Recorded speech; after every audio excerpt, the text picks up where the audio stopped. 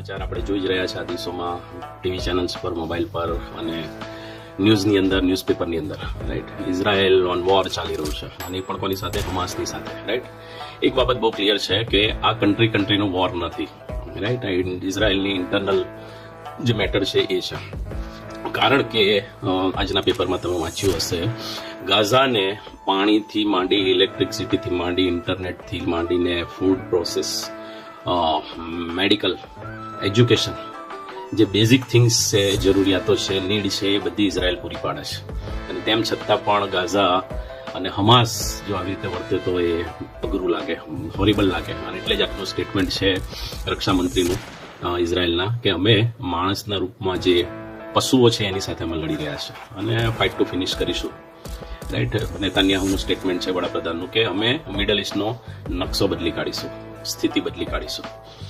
જરાક ડિટેલમાં વિચારીએ તો આ સંદર્ભમાં આપણને બહુ વધારે ખ્યાલ આવે. અને આ પ્રશ્ન લાંબા ટાઈમથી, જ્યારથી રશિયા અને યુક્રેનનું વોર થયું ત્યારથી મારા મનમાં હતો કે આની પાછળનો હિડન એજન્ડા શું હોઈ શકે કે જેથી રશિયા યુક્રેનનું વોર આટલું લાંબુ ચાલે છે. આઈ હોપ હું જે કહેવા માંગુ છું એ તમે સમજી શક્યા હશો, રાઈટ. રશિયા અત્યારે સિંગડા ભરાઈને બેઠું છે યુક્રેન સાથે. બીજી બાજુ આપણે જોઈએ તો ઇઝરાયલ જો ગાઝાને આટલી બધી રીતે સાચવતું હોય, અને ઇવન અત્યારે બી જેવું એર સ્ટ્રાઇક થાય છે, કે જેવા હુમલા થાય છે, કે તરત વિડીયો બનીને બહાર આવી જાય છે, રાઈટ. તો શું જે જગ્યાએ હમાસના લીડર્સ રહેતા હતા અત્યારે એના પર એર સ્ટ્રાઇક થાય છે, રાઈટ. તો શું હમાસના લીડર પહેલા અહીંયા રહેતા હતા એ મોસાદને કે CIA ને ખબર નહીં હોય? આટલા બધા 12,000, મોર દેન 12,000 રોકેટ્સ ભેગા એ લોકોએ કર્યા, આટલા મોટા મોટા શસ્ત્રો ભેગા કર્યા. સો CIA અને મોસાદને ખ્યાલ નહીં આવ્યો હોય? Think over it, right. બધી પરિસ્થિતિ આપણે સમજવા માટે પ્રયત્ન કરીએ તો મારો જે સ્પષ્ટ મત છે તો એ છે કે ઇઝરાયલને થર્ડ ટેમ્પલ બાંધવું છે. ત્રીજા મંદિરના બાંધકામને માટે એમની તાલાવેલી અત્યારે ચરમસીમાએ છે અને ચોક્કસ આ એનો એક ભાગ હોઈ શકે, રાઈટ. કારણ કે ટેમ્પલ માઉન્ટ એ UN ના હાથમાં છે અને ગમે તેમ કરીને હવે એ ટેમ્પલ માઉન્ટનો કબજો લઈ અને ત્રીજા મંદિરનું ડેવલપ કરવું એ એમનું સ્વપ્ન એ સાર્થક કરવા માટે આગળ વધી રહ્યા છે. અને એટલે વાલાઓ, ચોક્કસ આપણી હમદર્દી, આપણી લાગણી એવા લોકોની સાથે છે કે જે ઇનોસન્ટ લોકો આની અંદર મરણ પામ્યા છે. એ યહૂદીઓ પણ છે, મુસ્લિમ્સ પણ છે, ક્રિશ્ચિયન્સ પણ છે, રાઈટ. પણ આપણે બિબ્લિકલ પર્સપેક્ટિવથી આ આખા ઇન્સિડન્ટ્સને જોઈએ તો આપણને ખ્યાલ આવે, રાઈટ, કે ઈશ્વરનું જે વચન છે એ સાર્થક થવા માટે પરિસ્થિતિઓ એ બદલાઈ રહી છે. કારણ કે દાનિયેલ પ્રબોધક એના 2 અધ્યાયની 20મી કલમમાં કહે છે કે રાજાના ગાદીએ બેસાડો અને રાજાના ગાદીએથી ઉઠાડો એ જીવતા દેવ યહોવાના હાથમાં છે. જે દેવ એ ઋતુઓ પર જો કંટ્રોલ કરી શકતા હોય, ઋતુ એમના કંટ્રોલમાં હોય, તો આવી પરિસ્થિતિ ઓબ્વિયસલી એમના કંટ્રોલમાં હોય જ, રાઈટ. અને એટલે જ્યારે ઇઝરાયલ હવે વોરમાં આગળ વધી રહ્યું છે ત્યારે એ ગાઝાને સંપૂર્ણ રીતે નેસ્ત નાબૂદ કરી કાઢશે. ઓલરેડી એમણે ગાઝાના ઇનોસન્ટ જે સિવિલિયન્સ છે, લોકો છે, એમને કહી દીધું કે તમે UN ની સ્કૂલ, UN ની મેડિકલ એડ્સ જે સર્વિસીસ છે એના અંડરમાં જતા રહો. અને હવે ઇઝરાયલનો પૂરો જેને કહેવાય કે પૂરેપૂરી રીતે ગાઝાને ડિમોલિશ કરી કાઢશે.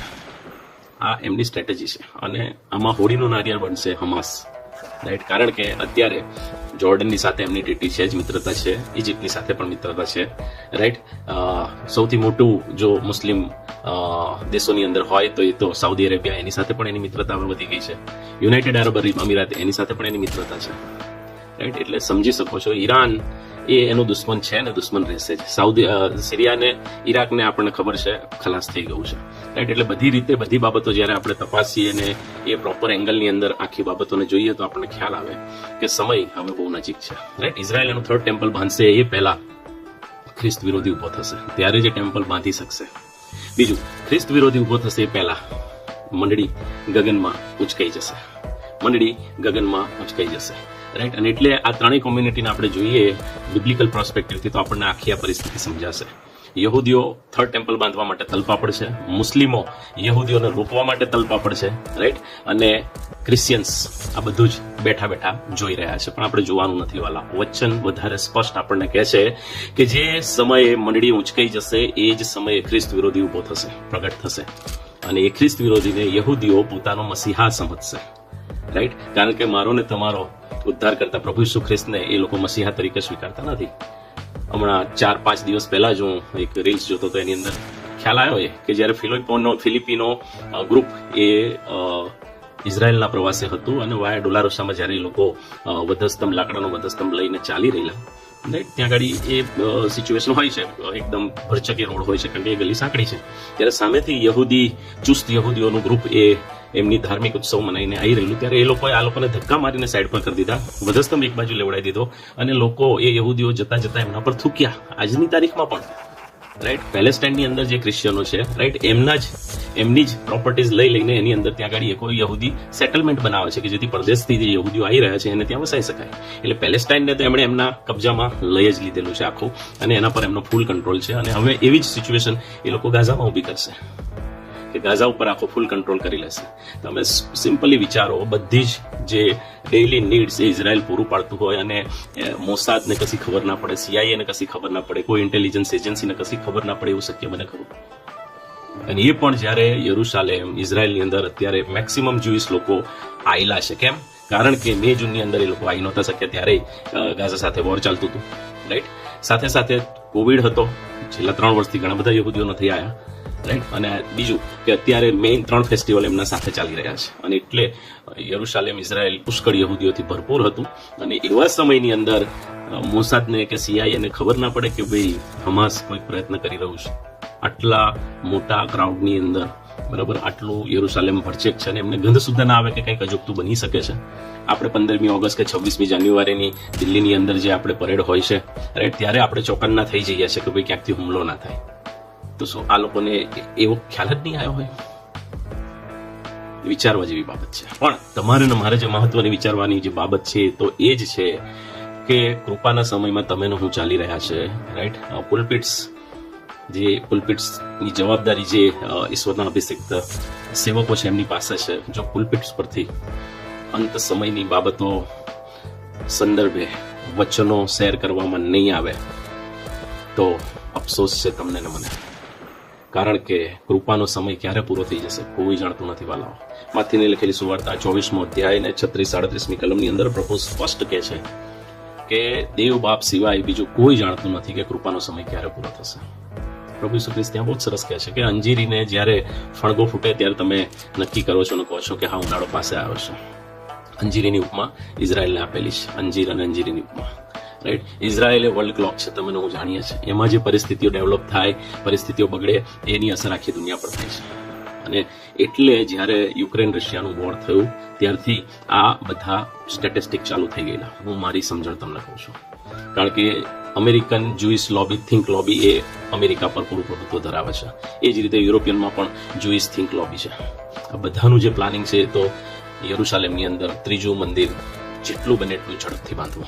પણ એ પહેલા ખ્રિસ્ત વિરોધી આવશે ને એ પહેલા મંડળી ગગનમાં ઉંચકાઈ જશે. કૃપાનો સમય તમારી ને મારી પાસે બહુ જ થોડો છે રાઈટ. જે પ્રભુ ઈસુ ખ્રિસ્તમાં જે તારણની ભેટ, અનંત જીવનનો વારસો જે મળે છે અત્યારે ફ્રી છે, જે દિવસે ખ્રિસ્ત વિરોધી ઉભો થશે એ દિવસ પછી એ આખી વ્યવસ્થા પૂરી થઈ ગયેલી હશે. કેમ? કારણ કે મંડળી તો ગગનમાં ઉંચકાઈ જશે અને આપણે ઉપરના ઈગલ વ્યૂથી આ બધી પરિસ્થિતિ જોઈશું. જે લોકોને અહીંયા રહી અને પરિસ્થિતિ માણવી છે, જોવી છે, તો તમારે 666 છાપ લેવી પડશે. કારણ કે ખ્રિસ્ત વિરોધી અને ઇઝરાયલ એ જે 7 વર્ષનો સમયગાળો છે એનો એ લોકો ટ્રીટી કરશે રાઈટ. અને 3.5 વર્ષ જેને વિપત્તિ કાળ કહીએ છીએ અને એના પછીના બીજા 3.5 વર્ષ જેને આપણે મહાવિપત્તિ કાળ કહીએ છીએ એની શરૂઆત થશે. આગળના 3.5 વર્ષ દરમિયાન ઇઝરાયલ દુનિયા પર ટોપ પર હશે. કેમ? કારણ કે બધું જ એના હાથમાં હશે ખ્રિસ્ત વિરોધીના પ્રતાપે. અને ત્યારે single world currency, single nation આવશે, સિંગલ આર્મી આવશે, આખી દુનિયા એક હશે, એનો લીડર એક હશે. એના બધાની અંદર ભારતનો બહુ મહત્વનો ભાગ હશે. ભારતનું ઇન્વોલ્વમેન્ટ આની અંદર પુષ્કળ હશે. લખી રાખજો.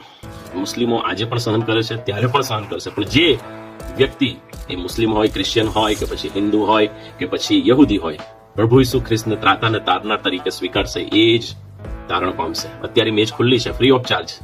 પણ ખ્રિસ્ત વિરોધી પ્રગટ થશે પછી તમારે તમારો જીવ ખોઈને તમારા આત્માને બચાવવાનો રહેશે. યસ, જીવ ખોઈને. કોની સામે પડીને? ખ્રિસ્ત વિરોધીની સામે પડીને. કારણ કે તમે 666ની છાપ લીધી તો તમે એના આધિપત્યમાં આવી ગયા. પણ જો તમે 666ની છાપ નથી લીધી તો તમારે બધું જ સહન કરવું પડશે. કેમ? કારણ કે ત્યારે તમને કશી જ વસ્તુ લે વેચ કરી શકશો નહીં 666ની છાપ સિવાય.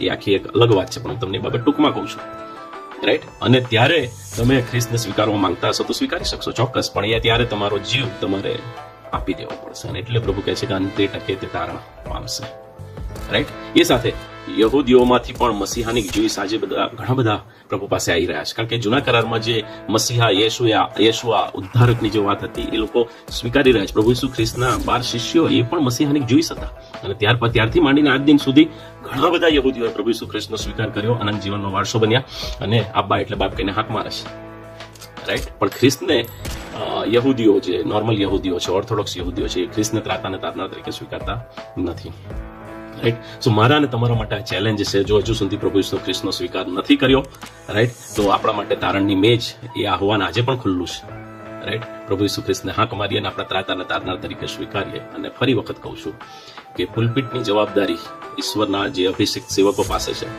વચનનો અભ્યાસ કરીએ, દાનિયેલનું પુસ્તક, પ્રકટીકરણનું પુસ્તક, નવો કરાર, જૂનો કરાર, વચનને ધ્યાનથી સમજીએ, અને જે જવાબદારી ઈશ્વરે સોંપેલી છે એમાં વિશ્વાસુપણે ચાલીએ. કારણ કે હવે પુલપિટની જવાબદારી વધી જાય છે વાલાઓ, જેમ સમય નજીક આવતો જાય છે પ્રભુનો આવવાનો એમ. જો પુલપિટ શાંત રહેશે તો એના માટે જવાબદાર પુલપિટના જે જવાબદાર વ્યક્તિઓ છે, પ્રભુના જે સેવકો છે એ રહેશે, રાઈટ. એટલે મારી ને તમારી જવાબદારી એઝ અ વિશ્વાસી તરીકે આપણી એ જ છે કે લોકોને અવેર કરીએ કે સમય, ગ્રેસ પીરિયડ, કૃપાનો સમય હવે પૂરો થવાની તૈયારીમાં છે. હવે બહુ લાંબા વર્ષો નથી, બહુ લાંબા સમયો નથી, ઇવન લાંબુ પ્લાનિંગ કરવાનો પણ સમય હવે નથી. એક જ પ્લાનિંગ કરવાનો સમય છે કે કેમ કરીને મારો ઉદ્ધાર થાય, મારા કુટુંબનો ઉદ્ધાર થાય, મારા આસપાસના મિત્ર વાલાઓનો ઉદ્ધાર થાય, અને લોકોનો ઉદ્ધાર થાય. અને એ જ આપણી કન્સર્ન હશે તો જ આપણું જીવન એ સાર્થક બનશે. અધરવાઇઝ પ્રભુ કહે છે એમ કે હું પાછો આવીશ ત્યારે મને શું વિશ્વાસ જળશે શું. પ્રભુ આપણને આ બધી જ બાબતો સમજવાના માટે પુષ્કળ સહાય કરે, કૃપા આપે, સમજણને ડાપણ આપે. Make God bless you.